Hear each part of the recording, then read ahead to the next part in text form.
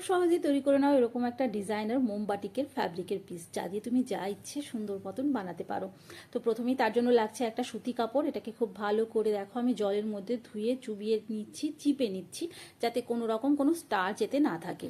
এবারে গরম জল বসাবো, তার মধ্যে দিয়ে দেব নুন, আর তারপর জলটা ফুটে উঠলে এর মধ্যে দেব কদম পাক্কা রং। এখানে আমি লেমন ইয়েলো শেড নিয়েছি, তোমাদের পছন্দ মতন রং তোমরা নিতে পারো।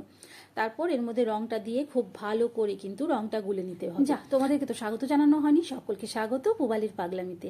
এইবার দেখো রংটা গুলে নিয়ে তার মধ্যে আমি ওই ভেজানো কাপড়টা চুবিয়ে দিলাম। এটাকে 15 থেকে 20 মিনিট রাখতে হয়। এই 15 থেকে 20 মিনিট তোমরা কিন্তু কাপড়টাকে নাড়তে থাকবে, নইলে ছোপ ছোপ বসে যাবে। এবারে একটা পাত্রে আর একটু জল নিয়ে কদমের ডাইফিক্স পাওয়া যায়, সেই ডাইফিক্সটা গুলে নিয়ে তার মধ্যে এই কাপড়টাকে রেখে দিতে হবে আরও 15 মিনিট। তারপরে খালি জলে ধুয়ে নিতে হবে। এর পরের পার্টটা দেখতে ইচ্ছে করছে তো? তাহলে পরের পার্টটা দেখার জন্য আমার চ্যানেলটা কিন্তু সাবস্ক্রাইব করে দাও। আর তোমরা যদি মনে করো অপেক্ষা করতে পারবে না, তাহলে লং ভিডিও আছে, গিয়ে আমার চ্যানেলে কিন্তু দেখে নিতে পারো। এই চ্যানেলে কিন্তু অনেক সুন্দর সুন্দর ভিডিও আছে।